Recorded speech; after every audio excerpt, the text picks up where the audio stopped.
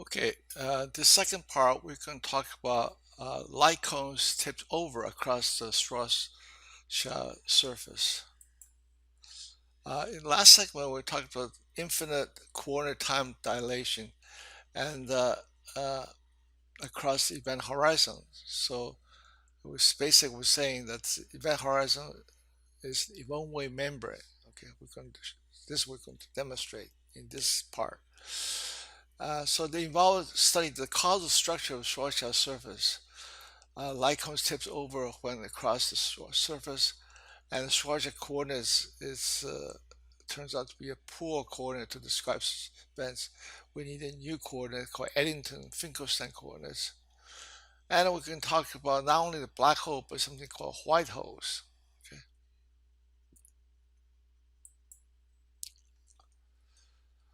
We can talk something like the space and time role reversal and the tipping of the light cone.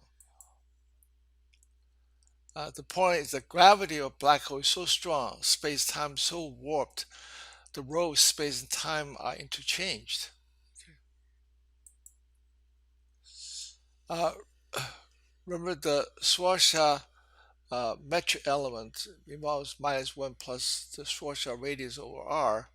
The same way it's directly related to the radial components of the metric. So therefore, the metric function changes sign when we're going across uh, the Schwarzschild surface. Outside the black hole, outside the Schwarzschild radius r greater than r star, of course, G00 is negative, which is time-like, and GRR is positive. So that's the normal, we call it normal metric. But once inside the Schwarzschild radius, when R is less than R, these two metric functions change sign. Okay, uh, so that's the role reversal space-time we're talking about. Uh, we will see the role reversal of the Schwarzschild uh, space-time coordinate leads to the tipping of the light cones at the event horizon. For outside the event horizon, the light cones open up in the future direction. So that's the normal case. But once inside, they tip towards r equals 0 singularity. Okay. Remember, we talked about a particle whirl line, which must be time-like, must be inside a light cone. Okay, so at every point, the next step must be inside the light cone. So therefore, for the normal uh, outside the horizon, the time axis being time-like, the light cone structure dictates that a time-like trajectory. You never move in the direction of ever increasing time. Okay.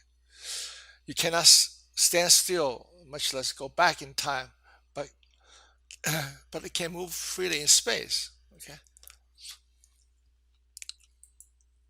but once inside the horizon, you will have this I call it flick metric.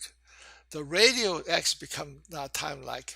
Any particle follow the time-like whirl line cannot rest at the fixed radial position, much less go outward, but must proceed towards r equal to 0 because the ever increased time become ever decrease in radial distance inside. Okay, and here's a picture. What I mean by tip over is now the the uh, the light cone point towards it. So therefore, if you stay inside the light cone, you can only go into the r equal to 0 direction.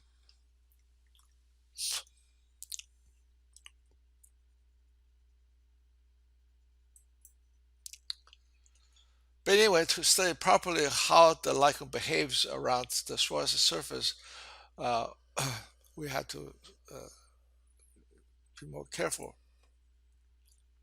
So we're going to study light cones and Schwarzschild coordinates.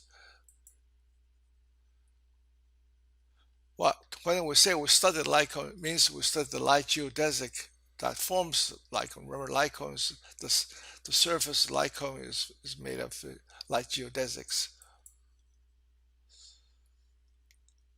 Like in the flat space-time, the radial, that is the radial word line, which means the fixed theta, fixed phi, and if it's light-like, it corresponds to solution that connect ds equals zero, ds squared equals zero. Now ds squared was theta phi fixed, as simple as this, and you can written as the product of factors. So therefore, the s ds squared equals two solution, just either one of these factors vanish. Okay. So this corresponds to a straight line with unit slope in the space-time diagram.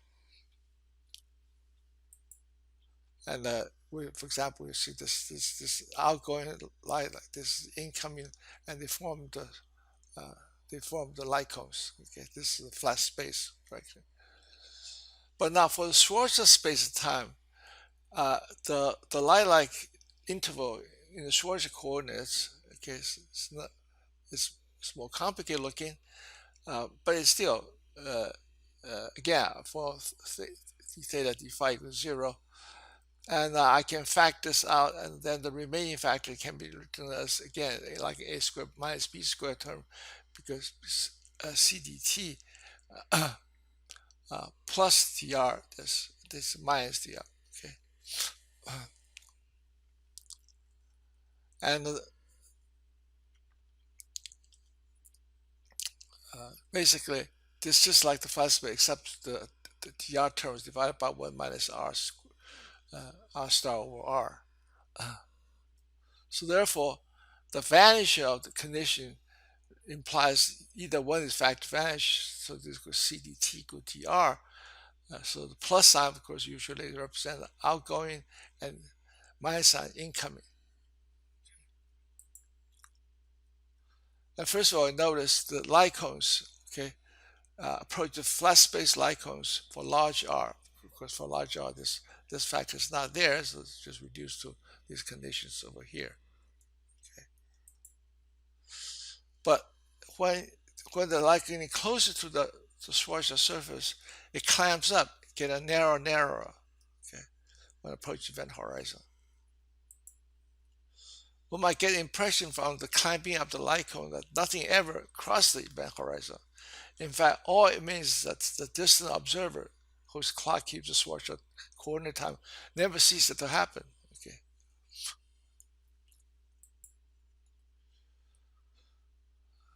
It turns out the Schwarz coordinates are not convenient for description of the events in the short, because these basically blows up, and so we're seeking a better behavior coordinates around the Schwarzschild surface.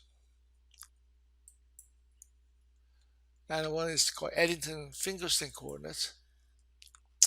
Basically, instead of setting coordinate system using the static observer far away from the source, as in the Schwarzschild coordinates, one could describe the Schwarzschild geometry from the viewpoint of the infalling observer, across the Schwarzschild surface. Mathematically, an even simpler choice is using an infalling photon. While a photon can't measure its proper time, as travel distance could still serve as a coordinate time. You see, the distance traveled by a photon can be as a measure of a time.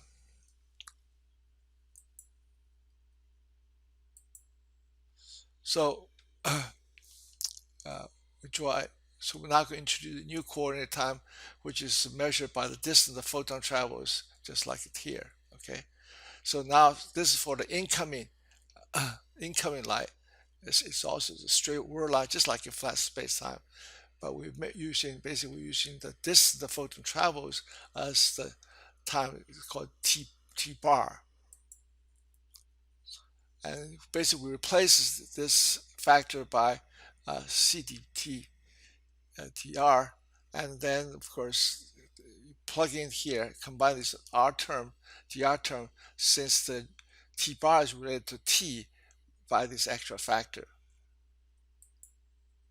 Then what about the other factor, which you would normally would going to give an incoming, outgoing light? It's just plug in, it becomes the T bar related to this. So it's outgoing, because increasing T means increasing R, positive R. However, but the incline follows, so therefore the incoming light follows straight line, just like in flat space throughout the region, inside, outside the Schwarzschild ray. But the outgoing light, okay, it's, a, is given by this expression, is curved. But this curved line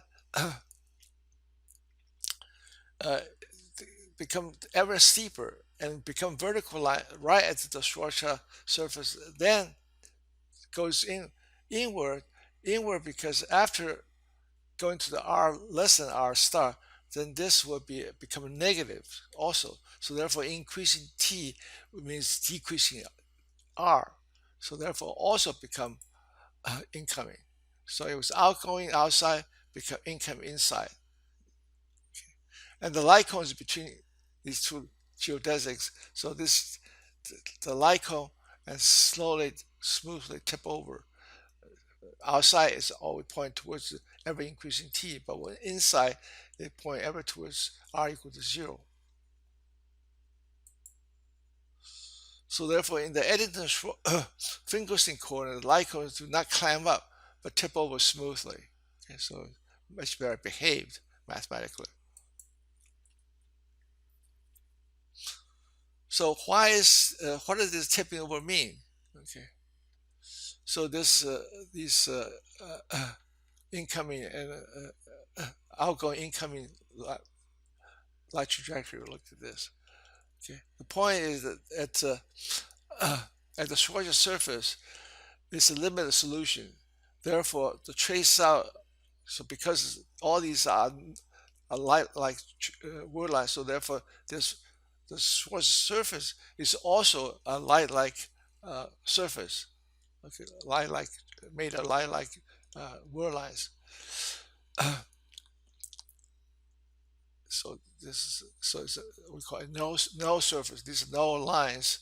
Okay, so the stationary event horizon is a no surface in space time.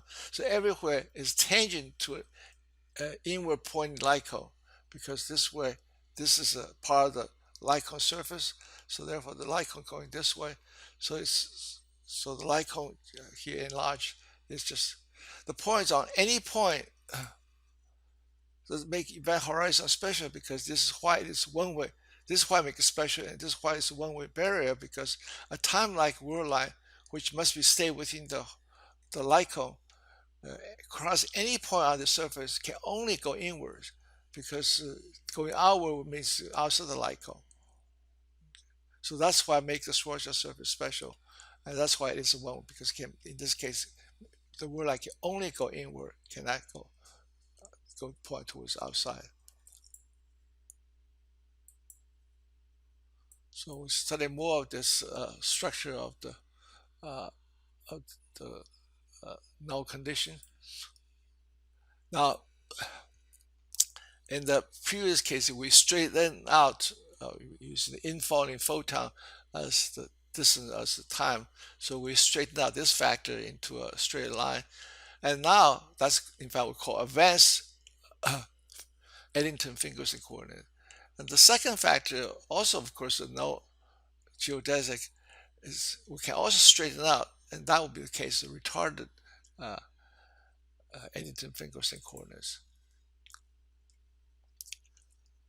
So while the Schwarzschild geometry picked by advanced EF coordinates has a future singularity, because they all point towards in the r equals 0 in the future, the geometry to be picked retarded EF coordinates contains a past singularity, in which this all the light cones points, everything is pointing away from r equals 0.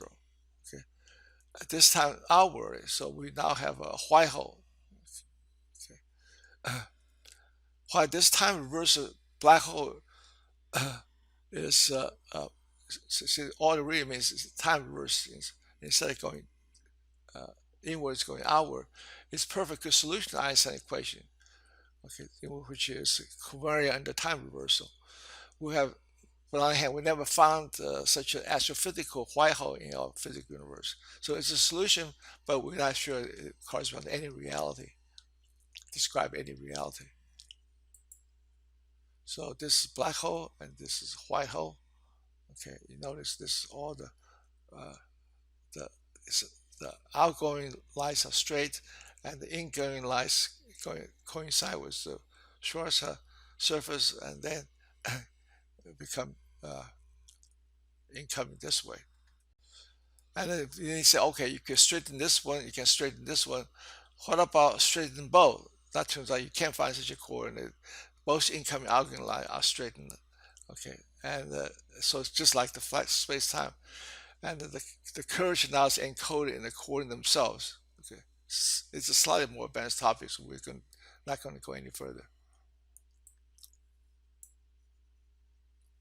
Okay, let's end this second part of lecture 18.